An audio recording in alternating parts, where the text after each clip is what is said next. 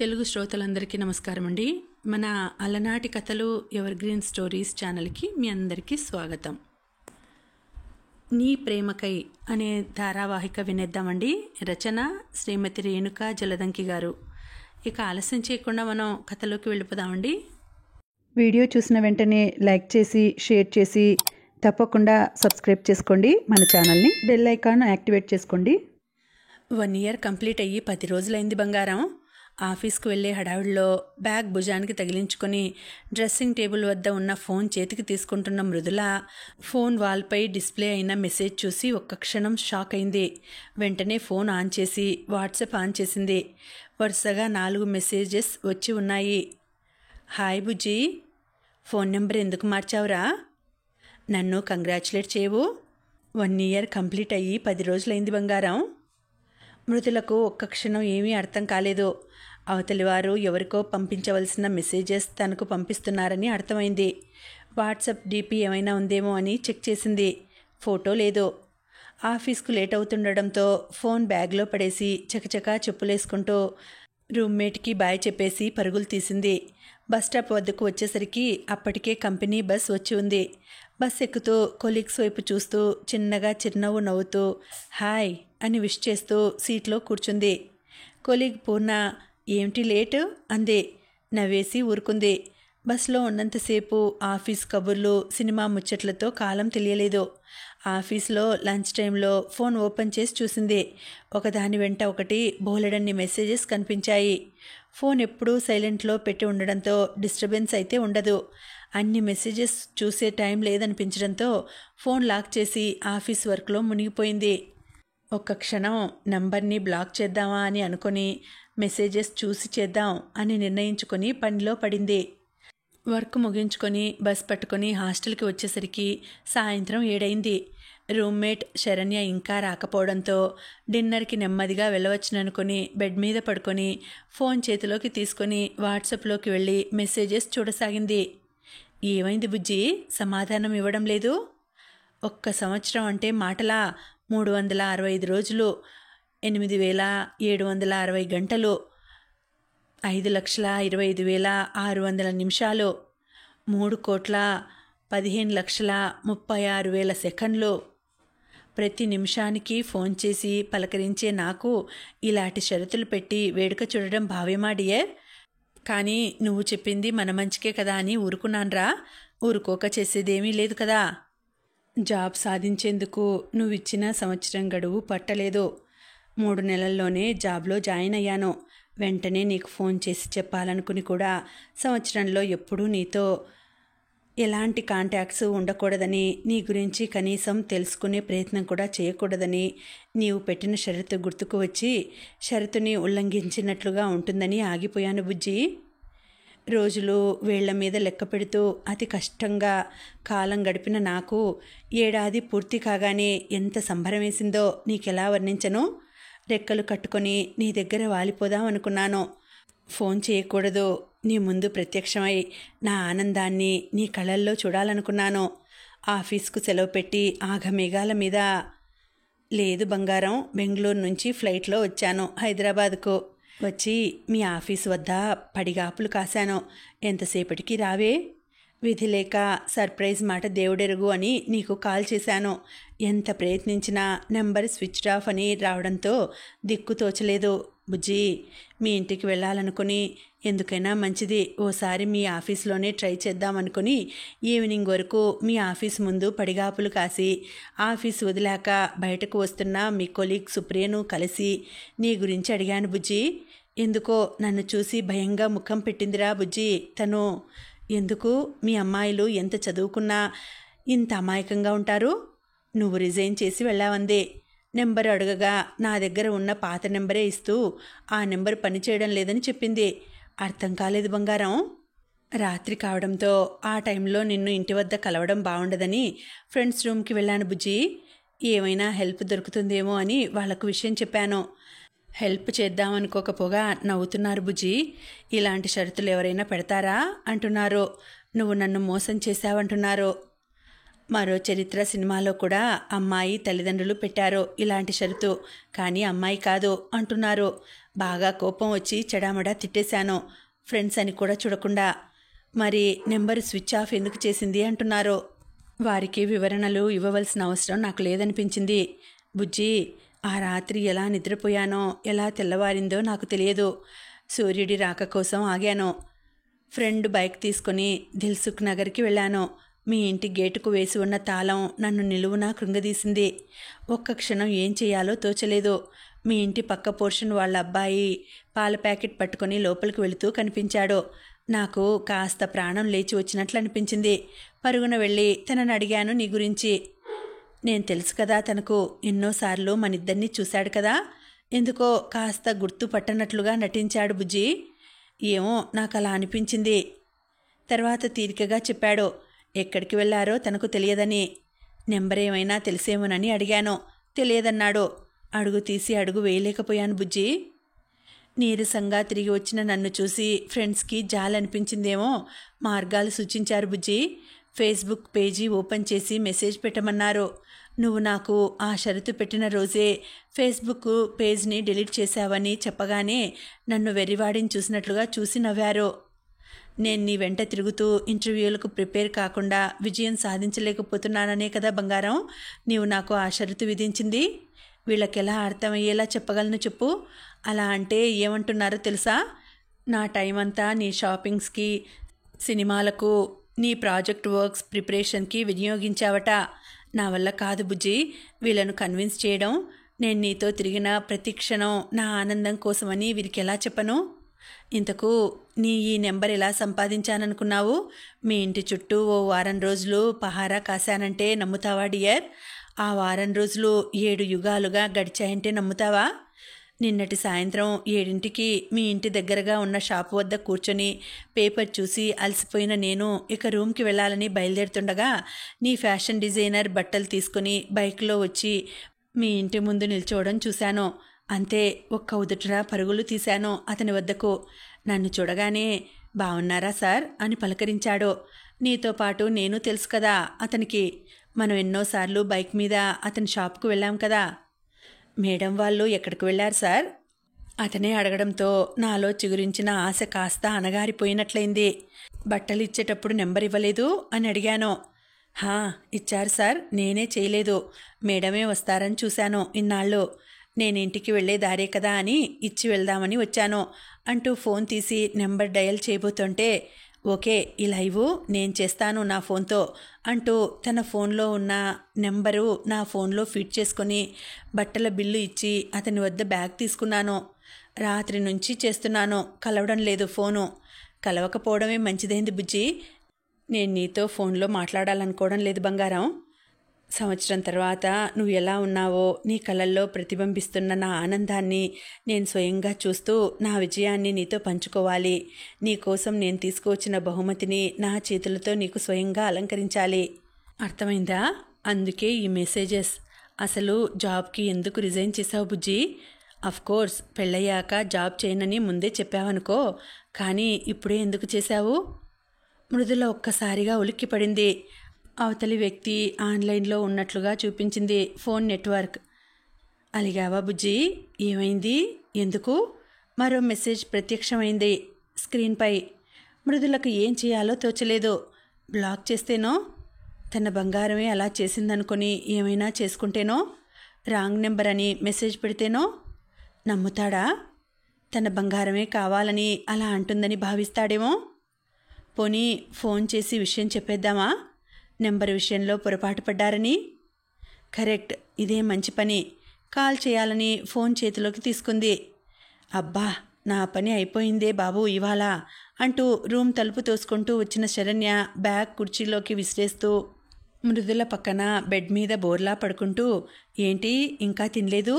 నా కోసం వెయిటింగా అంది మృదుల కేసు చూస్తూ. వెంటనే మృదుల ముఖంలోని మార్పు గమనించి ఏమైంది అని అడిగింది. మౌనంగా తన ఫోన్ వాట్సాప్లో అతని చాట్ ఓపెన్ చేసి శరణ్యకు అందించింది. ఏంటి అంటూ ఫోన్ అందుకున్న శరణ్య ఒక్కసారి ఫోన్ వైపు చూసి, ఏంటి ఇది? చాటింగా లేక భారతమా?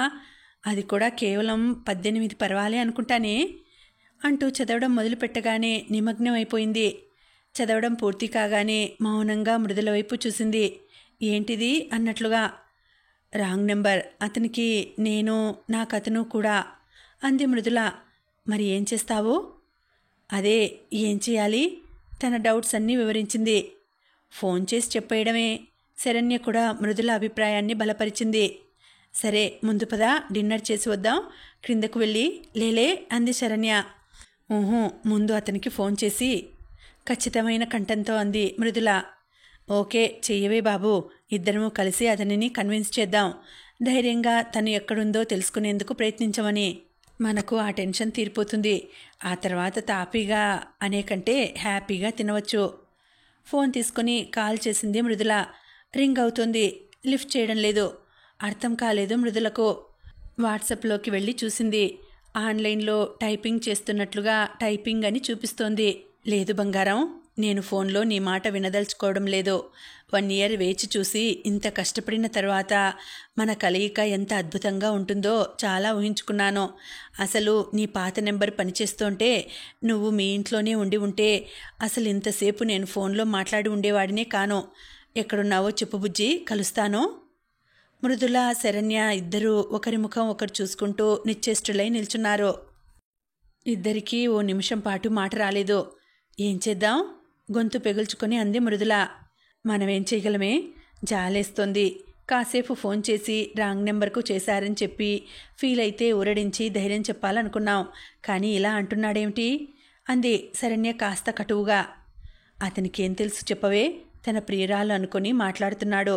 అలా ఓ పని చేద్దాం, పార్కులో కలవమందాం. అక్కడికి వచ్చాక ఆ ధైర్యం ఏదో ముఖం మీదే చెప్పేద్దాం. ఏమంటావ్ అంది మృదుల. మరలా తనే అలా చెప్పగానే అతను కష్టపడి సంపాదించిన నెంబరు బుజ్జిది కాదని తెలిసి ఎంత మదన పడతాడో. అలా చెప్పడం కూడా కరెక్ట్ కాదనిపిస్తోంది. ఏమంటావ్ అంది. అసలు మనకు కాదు, నీకు అవసరం అంటావా ఇదంతా? నువ్వెందుకు కల్పించుకోవాలనుకుంటున్నావు ఈ విషయంలో? నీకు అన్న చోట ఒత్తి పలుకుతూ అంది శరణ్య. మానవత్వం.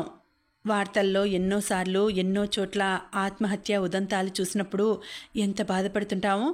ఆ టైంలో వారికి కాసింత చేయూత, కనీసం ఓ ఓదార్పు అందించేవారుంటే ఇలా జరగదు కదా అని ఎన్నిసార్లు అనుకుని ఉంటాం చెప్పు. మరి మనకు తెలిసి ఒకరు ప్రాణం తీసుకుంటారు అనిపిస్తుంటే ఆపలేకపోవడం తప్పు కదూ. ఓ క్షణం శరణ్య మృదుల వైపు తదేకంగా చూసింది. ఏంటి? నవ్వుతూ చూసింది మృదుల. నీకీ పేరు ఎవరు పెట్టారా అని నవ్వింది శరణ్య. అసలు నీ ఉద్దేశం ఏంటో చెప్పు. ఆ అమ్మాయి అతనిని మోసం చేసిందంటావా, లేక ఏదైనా బలమైన కారణం వల్ల అతనిని దూరం పెట్టిందంటావా? మనకు ఇతను తెలియదు, ఆ అమ్మాయి తెలియదు. మరి ప్రాబ్లం ఎలా సాల్వ్ చేయడం? ఇతని వివరాలు మాటల్లో పెట్టి తెలుసుకోవాలి. ఇతని ద్వారా ఆ అమ్మాయి వివరాలు సేకరించాలి. కానీ ఎలా? నేను బంగారంలా మాట్లాడితే కానీ వివరాలు సేకరించలేను. మాట్లాడిన వెంటనే కలవాలి అంటే ఎలా? నేను తన బుజ్జిని కాదని తెలిసిపోతుంది. తెలిసిన మరుక్షణం మరలా అతని వెతుకులాట మొదలవుతుంది. ఆ తర్వాత పరిస్థితి ఎలా ఉంటుందో. ఆ అమ్మాయి నిజంగా అతనిని మోసం చేసి ఉంటే తెలిసి తట్టుకోగలడా? మృదుల ముఖంలో కనిపిస్తున్న ఆందోళనను చూసి శరణ్యకు భయమేసింది. తర్వాత అతనెవరో తెలిస్తే అతనితో మృదులగా పరిచయం పెంచుకొని ఓ ఫ్రెండ్గా అతనికి కావలసిన ధైర్యాన్ని, అతని జీవితాన్ని తనకు నచ్చిన విధంగా మలుచుకోగల ఆత్మవిశ్వాసాన్ని సమకూర్చేందుకు నా వంతు సాయం చేస్తాను. బావుంది. మరి అతను రివర్స్ అయ్యి నిన్ను పెళ్లి చేసుకుంటానంటే అంది శరణ్య. మృదుల ఓ క్షణం మౌనంగా ఉండిపోయింది. వెంటనే ఏమవుతుంది, చేసుకుంటాను అంది. శరణ్య షాక్ అయినట్లుగా, నీకేం తక్కువే, ముద్దుగా ఉంటావు, మంచి జాబ్, ఒక్కటే అమ్మాయివి, మంచి ఫ్యామిలీ, ఒకరిని ప్రేమించిన వారిని చేసుకోవాల్సిన కర్మేంటి? కాస్త ఘాటుగానే అంది. ఒకరిని ప్రేమించాడా, ఇద్దరిని ప్రేమించాడా అని కాదే, ప్రేమించడం తెలిసిన వ్యక్తిని చేసుకోవడం అంటేనే సంతోషించాలి అంది మృదుల. అంటే ప్రేమించడం అందరికీ తెలియదంటావా అంది శరణ్య. కొందరికే తెలుసంటాను. మృదుల, తెలుగులో మాట్లాడతావా తల్లి అంది శరణ్య తల పట్టుకుంటూ. చెప్తాను. చెప్పాలి అంటే మా ఫ్యామిలీ గురించి చెప్పాలి. తెలుసుగా, నాన్న పోలీస్ డిపార్ట్మెంట్లో పనిచేస్తారని. ఎప్పుడూ ఆఫీస్ వర్క్లో బిజీగా ఉండేవారు. ఎప్పుడూ అమ్మా నాన్న ప్రేమగా మాట్లాడుకోవడం నేను చూడలేదు. ఎప్పుడైనా మాట్లాడుకున్న బ్యాంక్ డిపాజిట్స్, లోన్స్, కరెంటు బిల్లులు ఇతరత్రా తప్పితే సరదాగా మాట్లాడుకోవడం నేను ఎప్పుడూ చూడలేదు. అమ్మ ఎప్పుడూ నాన్న కోసం ఇంటికి వచ్చిపోయే అతిథులకు టీ, కాఫీ, టిఫిన్లు, భోజనాలు పంపడం, వడ్డించడాలతో తల మునకలవుతుండేది. ఆవిడ కష్టాన్ని అసలు ఆయన గుర్తించేవారు కాదో లేక గుర్తించేందుకు ఇష్టపడేవారు కాదో దేవుడికే తెలియాలి. అలాగని వారి మధ్య ప్రేమ లేదని చెప్పలేము. జీవితం చిన్నదని, ప్రతిరోజు అందులో ప్రతి నిమిషం ఆనందంగా అనుభవించాలని తెలియక యాంత్రిక జీవితానికి అలవాటు పడినవారు ఆకలి, నిద్ర, శారీరక వాంఛ మూడింటిని శరీర ధర్మాలుగా తప్పితే మనసుతో వాటికి ఉన్న అనుబంధాన్ని గుర్తించనివారు. అమ్మ అప్పుడప్పుడు తన తమ్ముడి గురించి చెప్పేది. ఒక అమ్మాయిని ప్రేమించాడట. కులం వేరు కావడంతో విధిలేక ఇంట్లో చూసిన సంబంధం చేసుకున్నాడట. పెళ్లి తర్వాత తను ఆ అమ్మాయిని చూసుకున్న తీరు గురించి కథలు కథలుగా చెప్పేది. అంత ప్రేమగా ఉండేవాడట. నా వరకు నాకు ప్రేమించడం తెలిసిన వ్యక్తి భర్తగా రావాలని కోరుకుంటున్నాను. అతను ఇంతకుముందు ఎందరిని ప్రేమించాడో ఎవరిని ప్రేమించాడో నాకు అనవసరం. నేను వంటింట్లో కూరగాయలు కట్ చేస్తూ ఉంటే నీ అందాల చేతులు కందేను, పాపం ఎందుకు ఈ బెడదా అంటూ నా చేతిలో పని లాక్కుంటూ అల్లరి చేసే భర్త కావాలి. నా ముంగుర్లను అతను సవరించాలి. మనసులో అనిపించిన ప్రతి ఊహను పంచుకునే చెలికాడు కావాలి. నా కళ్ళలో బాధ కన్నీరుగా చెక్కిల్ని తాకకముందే అతను కనిపెట్టి దానికి ఆనకట్ట వేయాలి. నా ఉత్సాహరథానికి అతను సారథి కావాలి. ఇంట్లో చూసిన సంబంధం కావచ్చు, లేదా మనం ప్రేమించిన వ్యక్తి కావచ్చు. వారికి ప్రేమించడం తెలుసో లేదో అని ఖచ్చితంగా డౌట్ ఉంటుంది. కానీ ఇతని విషయంలో అలా కాదు. ప్రేమించిన అమ్మాయి ఓ సంవత్సరం పాటు ఎలాంటి కాంటాక్ట్స్ లేకుండా ఉండి అనుకున్నది సాధించాలి అంటే ఎంత కష్టమైనా సాధించి తను వచ్చేసరికి ఫోన్ నెంబర్ కూడా మార్చేసిన అమ్మాయిని ఏమాత్రం అనుమానించకపోగా తన కోసం వెతుకుతూ తన ప్రయత్నాలు తను చేస్తున్న ఇతని కంటే ప్రేమించడం ఎవరికి తెలిసి ఉంటుంది చెప్పు? మృదుల మాట్లాడడం ఆపి ఊపిరి పీల్చుకుంది. శరణ్య కాస్త ఆశ్చర్యంగా చూసింది. ఆ వెంటనే వాతావరణాన్ని తేలికపరచాలని, ఇంతకు అతనితో వంటింట్లో పనంతా చేస్తావేంటే అంది నవ్వుతూ. ఏ భార్య అలా చేయదు. భర్త మనసులోకి దారి అతని కడుపులో నుంచి ఉంటుందట. అందుకే అతనికి ఇష్టమైనవన్నీ చేసి తినిపించుతాను, మనసులోకి ప్రవేశిస్తాను అంది మృదుల ఏదో పారవస్యంతో తేలిపోతున్నట్లుగా. మరి భార్య మనసులోకి దారో బట్టల షాపులో నుంచి, నగల షాపులో నుంచి ఉంటుందా? కాస్త కొంటెగా అంది శరణ్య. ఎవరో తెలియని వారు చెప్పే మాటలవి. ప్రేమతో నార చీర తెచ్చి ఇచ్చినా కట్టుకుంటుంది భార్య. కానీ భర్త తన అందాన్ని పొగడాలని, తను చేసిన ప్రతి చిన్న పనిని గుర్తించాలని ఉంటుంది. భార్య అందాన్ని, టాలెంట్ని ప్రశంసించడం తెలుసుకున్న వ్యక్తికే ఆనందం అంచులలో స్వర్గాన్ని తాకడం కూడా తెలుస్తుంది. ఇంతకు నువ్వు అతని బంగారాన్ని వెతికేందుకు సాయం చేస్తావా, లేక అతనికి మృదులగా దగ్గరవుతావా అంది శరణ్య. రెండూ చేస్తాను. బంగారం నిజమైన బంగారం అని తెలిస్తే ఆ బంగారాన్ని అతనికి ఆభరణంగా కానుకిస్తాను. బంగారం నకిలీ అనిపిస్తే అతనిని ఆ మాయలోంచి తప్పించి ఈ వజ్రాన్ని అతనికి కానుకిస్తాను అంది మృదుల వజ్రం అన్న చోట తనంతాను బొటనవ్రేలితో చూపించుకుంటూ. ఓకే, ఇప్పుడు మన కర్తవ్యం ఏంటి అంది Saranya. Hello my dear wrong number అంటూ కునిరాగం తీస్తూ ఫోన్ని చేత్తో పైకి పట్టుకుని చూపించింది మృదుల. ముందు డిన్నర్. మెస్ క్లోజ్ చేయకుంటే, క్లోజ్ చేశారంటే నీ రాంగ్ నెంబర్ పేరు చెప్పుకొని ఉపవాసం అంది నవ్వుతూ శరణ్య. హాయ్ మృదుల సంకోచిస్తూ పంపించింది. హమ్మయ్యా, ఒక్క సెకండ్లో రిప్లై. మృదుల ఒక్క క్షణం నివ్వెరపోయింది. టైపింగ్ ఇంత త్వరగా చేయవచ్చని మొదటిసారి తెలుసుకున్నట్లుగా. ఓ ఎమోజీ సంతోషం నాట్యం చేస్తున్నట్లుగా. లవ్ యూ బంగారం. ఏమైంది? ఎందుకు సమాధానం ఇవ్వడానికి ఇంత ఆలస్యం చేశావు? నాది గట్టి గుండె కాబట్టి నిలిచి ఉంది.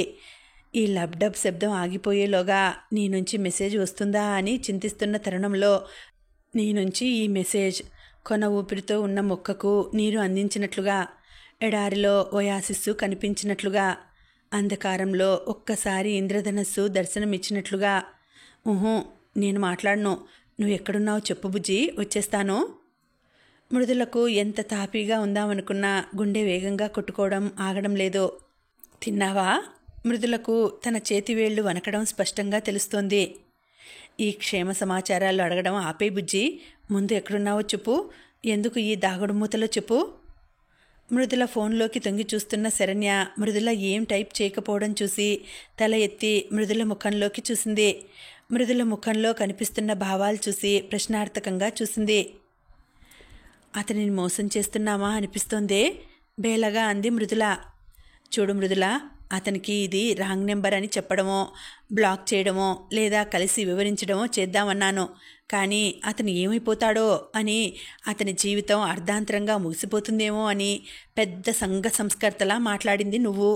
మరలా మోసం చేస్తున్నావా అంటే ఏం చెప్పని చెప్పు, కాస్త గట్టిగా చివాట్లు పెట్టే ధోరణిలో అంది శరణ్య. ఫోన్లో మెసేజ్ రావడంతో దృష్టిని అటు మరల్చింది మృదుల. వెంటనే వరుసగా 2 మెసేజెస్ వచ్చాయి. అసలు ఏమైంది బుజ్జి, ఈ సంవత్సరంలో ఏం జరగలేదు కదూ? నువ్వెక్కడున్నావు? ఇల్లు ఎందుకు ఖాళీ చేశారు? హైదరాబాద్లోనే ఉన్నావా? ఎలా ఉన్నావు బుజ్జి? మృదులకు ఎందుకో బాగా దిగులనిపించింది. ఆ మెసేజ్ చూడగానే అవతలి వ్యక్తి గుండె గొంతులోకి వచ్చి అన్నట్లుగా తోచింది. పక్కనే ఉన్న శరణ్య మృదుల కేసు చూసి ఏం చెప్తావన్నట్లుగా కనుబొమ్మలు ఎగరవేసింది. మృదుల ధైర్యం తెచ్చుకుంటూ మెసేజ్ చేయసాగింది. బావున్నాను. అతనిని బంగారం ఏమని సంబోధిస్తుందో తెలియక అతను ఆ విషయాన్ని గమనించకూడదని మనసులో దేవుణ్ణి ప్రార్థిస్తూ పెట్టింది. నేను ఫేస్బుక్ పేజ్ డిలీట్ చేశాను. ఓకే, మరి నువ్వెందుకు డిలీట్ చేశావు అని పంపించింది మృదుల. లేదు బుజ్జి, నా పేజ్ అలాగే ఉంది. అవునా, నేను సెర్చ్ చేస్తే కనిపించలేదే.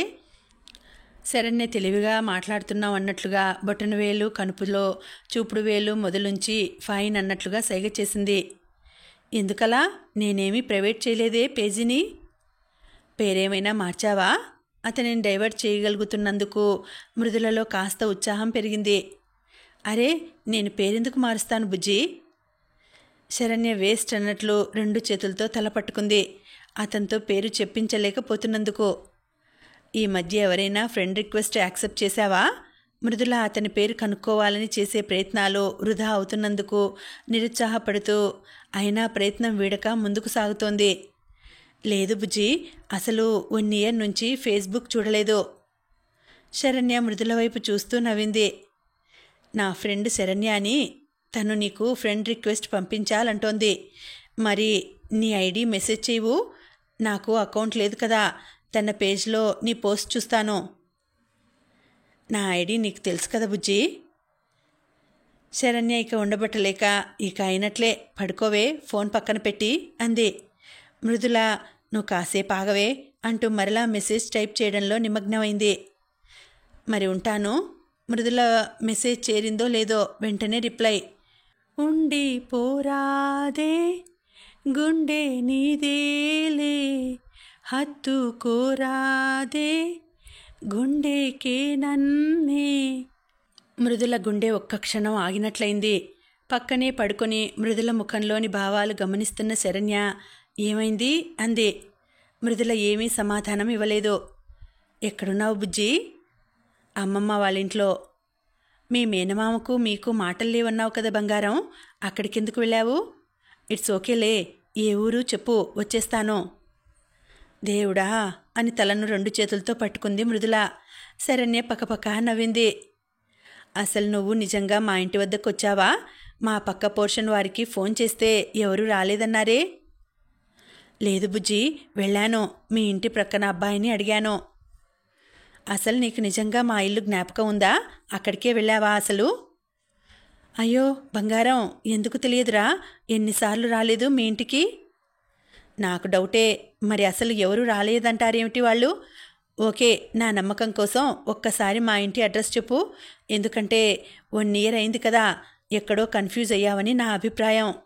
ఎటు ఓ 10 రోజులలో వచ్చేస్తాను కదా, అప్పుడైనా నువ్వు కరెక్ట్గా ఇంటికి రావాలిగా, అందుకు. కళ్ళకు గంతలు కట్టుకొని కూడా అమీర్పేట నుంచి దిల్సుఖ్ నగర్లో మీ ఇంటికి రాగలను. ఛాలెంజ్. హైదరాబాద్లో ఇప్పుడున్న ఈ ట్రాఫిక్లో ఈ ప్రయోగాలు ఎందుకు అని అడ్రస్ చెప్పు చాలు. ఓకే చెప్తాను. రామాలయం నుంచి తూర్పు వైపు 5వ ఇల్లు, చాక్లెట్ కలర్ పెయింటింగ్తో. ఇంటి నెంబర్ కూడా చెప్పమంటావా? వద్దులే బాబు, మరి ఉండనా?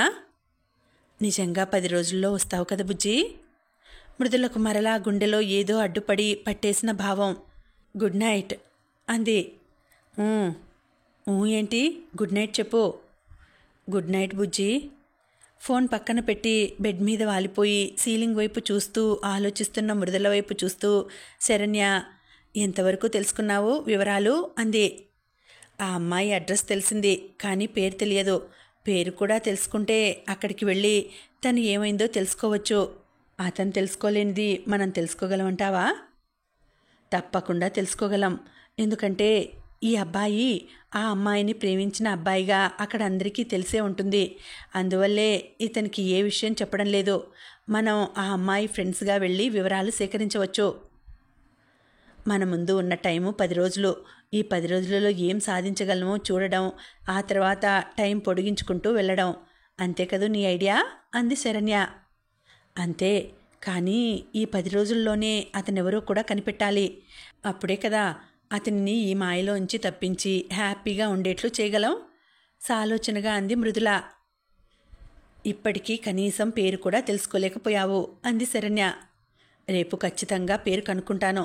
అతనికి అనుమానం రాకుండా అతని నోటి వెంటే చెప్పిస్తాను. చూస్తూ ఉండు అంది మృదుల. అతను అందంగా ఉంటాడని నమ్మకమేంటి? అంది మృదుల వైపు చూస్తూ కళ్ళెగరేసింది శరణ్య. అందమైన మనసుందని తెలిసిందిగా. అందంగా ఉంటే ఏం, లేకపోతే ఏం? మృదుల నవ్వుతూ అంది. దేవుడా అంటూ తల పట్టుకుంది శరణ్య. ఇక పడుకోవే, రేపు మాట్లాడుకుందాం. గుడ్ నైట్ బ్లాంకెట్ కప్పుకుంటూ అంది మృదుల. గుడ్ నైట్ బుజ్జి అంది శరణ్య పెదవి బిగువన నవ్వు ఆపుకుంటూ. ఏయ్ నిన్ను అంటూ కోపం నటిస్తూ శరణ్య కొట్టబోయిందల్లా పక్కున నవ్వేసింది. శనివారం ఆఫీసు సెలవు. రాత్రి ఆలస్యంగా నిద్రపోవడంతో బెడ్ మీద ఇంకా నిద్రమత్తుతో దొర్లుతూనే ఉన్నారు స్నేహితురాలిద్దరూ. చిన్నగా మెసేజ్ సౌండ్ రావడంతో తెల్లవారినట్లుంది నీ అజ్ఞాత ప్రేమికుడికి అంది శరణ్య నవ్వుతూ. బెడ్ మీద బోర్లా తిరిగి మంచం పక్కనే స్టూల్ మీద ఉన్న ఫోన్ అందుకుని వాట్సాప్ ఓపెన్ చేసింది మృదుల. శుభోదయం బుజ్జి. ఆ పక్కనే చిరునవ్వు emoji. Good morning Mrudula type చేస్తూ శరణ్య వైపు చూసింది. ఇక బ్రషింగు బాతింగు డుమ్మానా? పేరు కనుక్కుంటానన్నావు అంది శరణ్య. మృదుల తల పైకెత్తకుండా టైపింగ్లో నిమగ్నమైంది. ఏం చేస్తున్నావు? లేచావా? కాఫీ తాగావా? లేదు, నేను టీ కాఫీ తాగనని నీకు తెలుసుగా. కొత్తగా ఏంటి? ఈ 1 ఇయర్లో మారవచ్చుగా అలవాట్లు అభిరుచులు. మృదుల తన తెలివికి తనను తాను అభినందించుకుంది మనసులోనే. అవును, అన్నీ మారవచ్చు, కానీ నీ మీద ఉన్న ప్రేమ మాత్రం మారదు బుజ్జి. ఓకే ఓకే, పూజారి దగ్గరకు వచ్చేస్తున్నాడు. నీ పూర్తి పేరు గోత్రం మెసేజ్ చేయి త్వరగా. క్విక్, టైం లేదు. మృదులలో తన ప్రయత్నం విజయవంతం అవుతుందా కాదా అని టెన్షన్. ఏంటి, గుడికి వెళ్ళావా? అయ్యో త్వరగా చెప్పాలి అంది మృదుల. చైతన్య మాదిరెడ్డి, మృదంగళ గోత్రం. యాహూ! సంతోషంతో వెర్రికేక వేసింది మృదుల.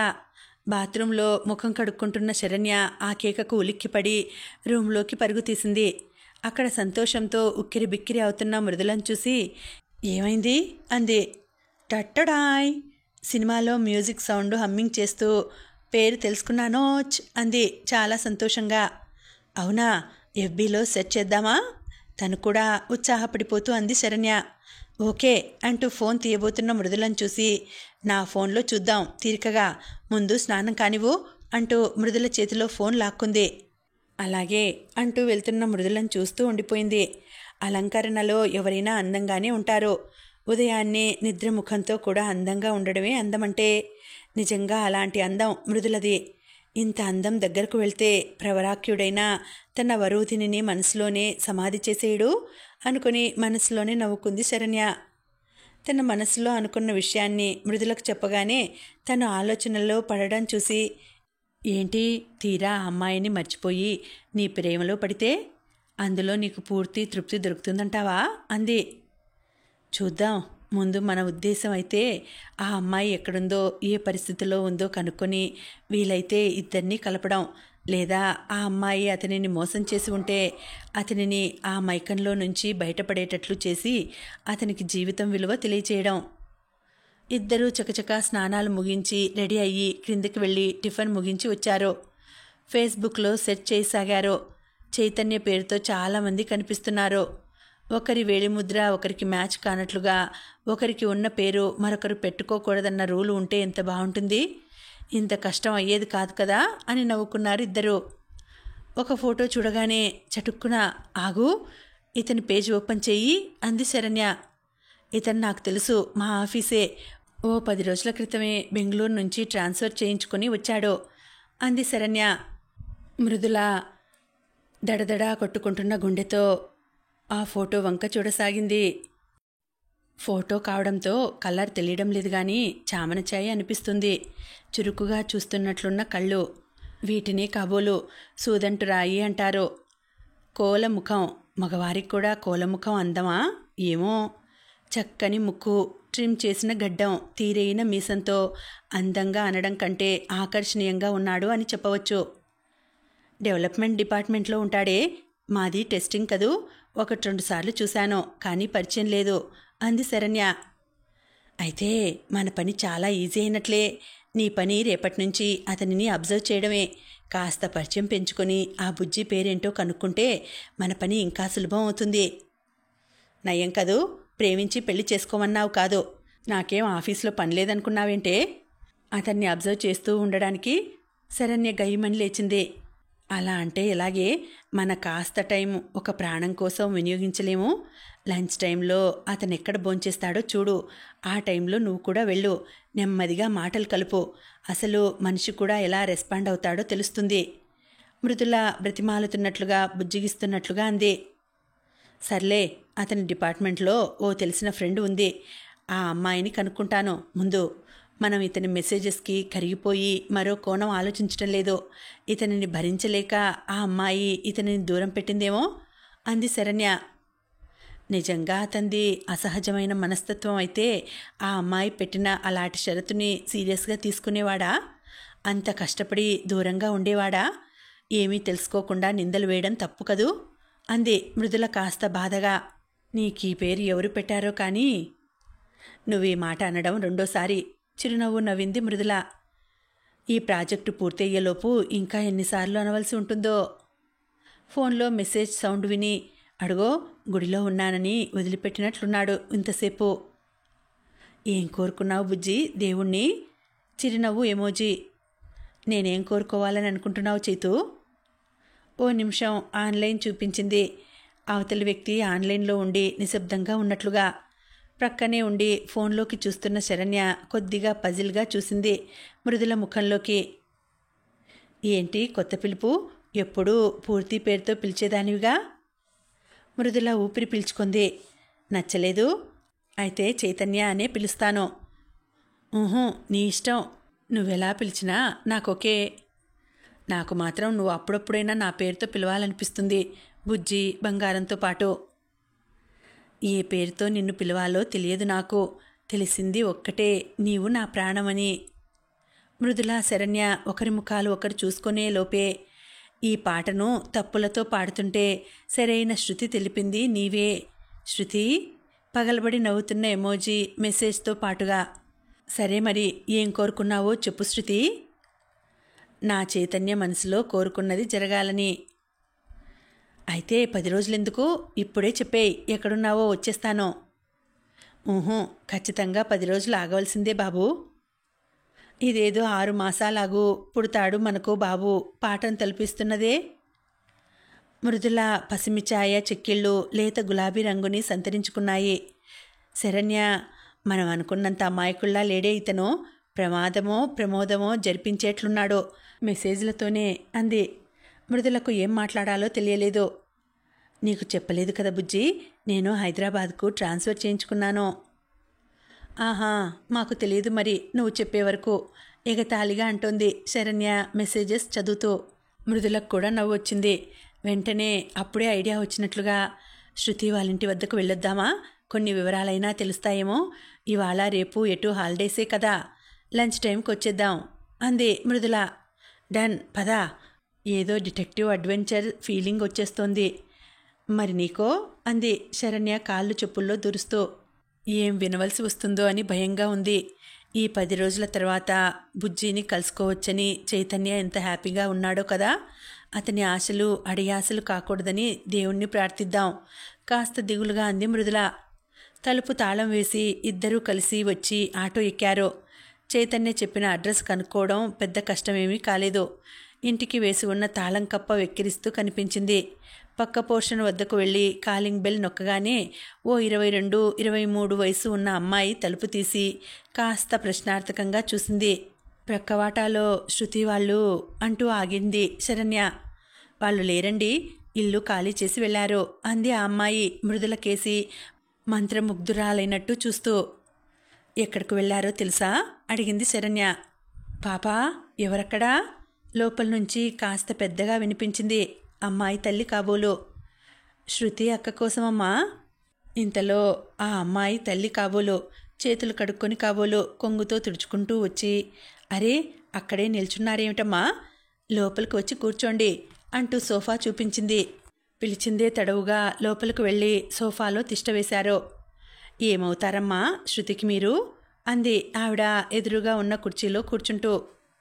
ఫ్రెండ్స్ మండి, ఈ మధ్య హైదరాబాద్ వచ్చాము, తన నెంబరు మిస్ అయ్యామండి, అందుకే ఇంటి వద్ద కలుద్దామని వస్తే.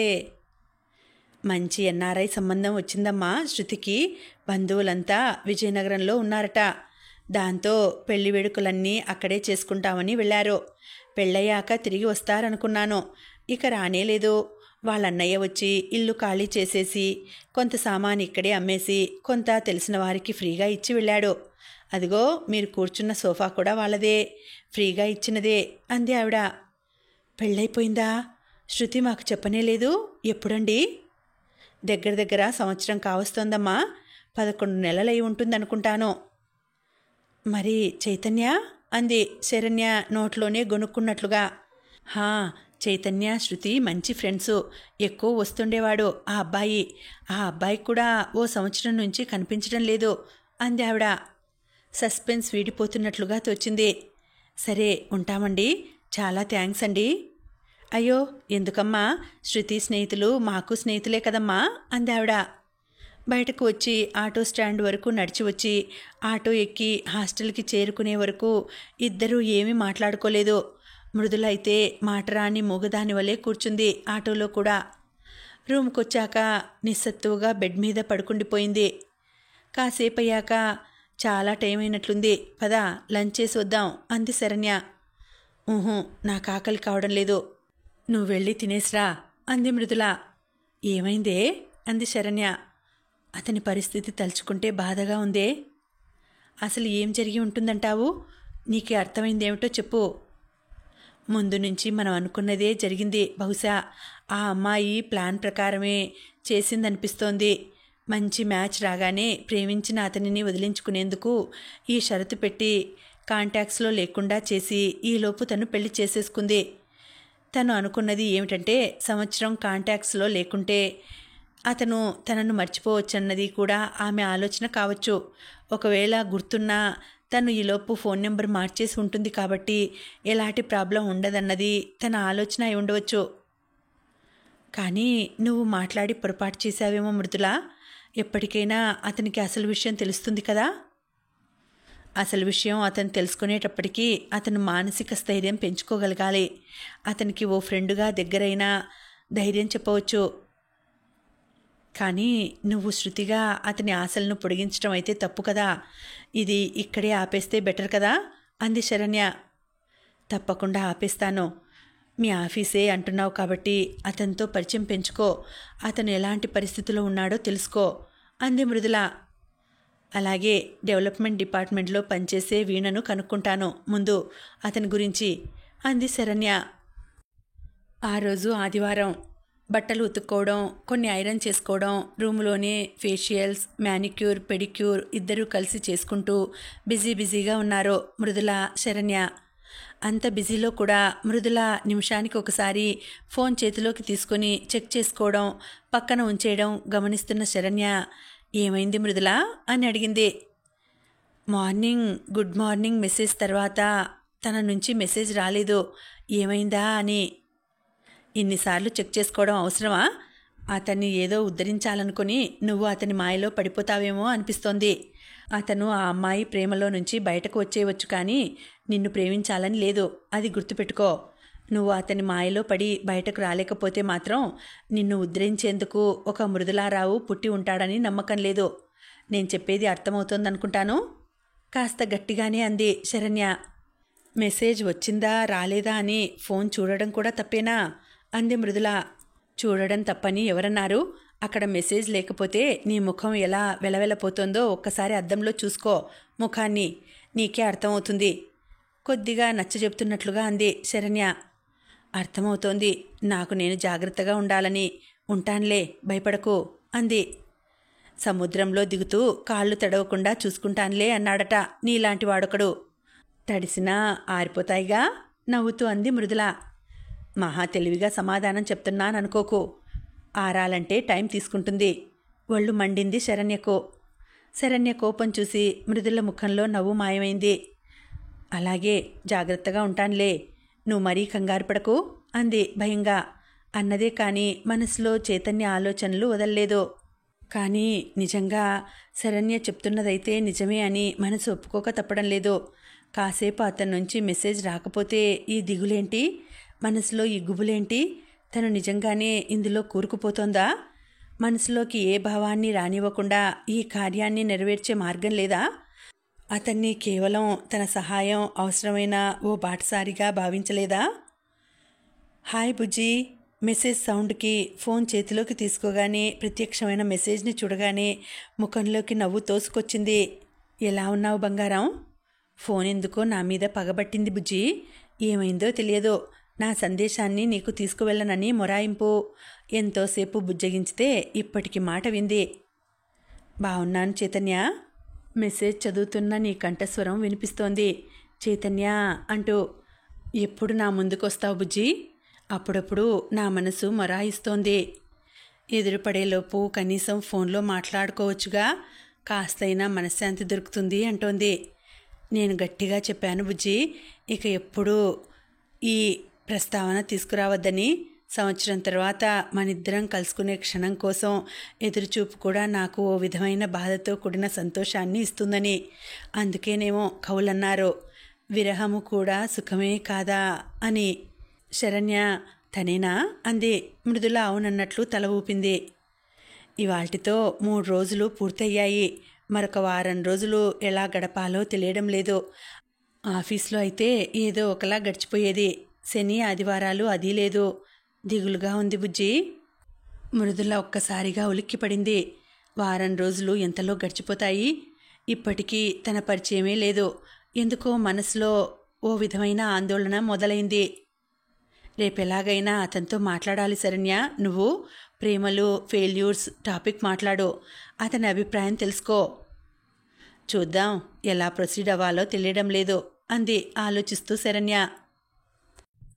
ఇంకా ఉందండి, కథ కొనసాగుతుంది. మళ్ళీ వచ్చే వీడియోలో తర్వాతి భాగం వినేద్దామండి. అంతవరకు సెలవు. నమస్తే.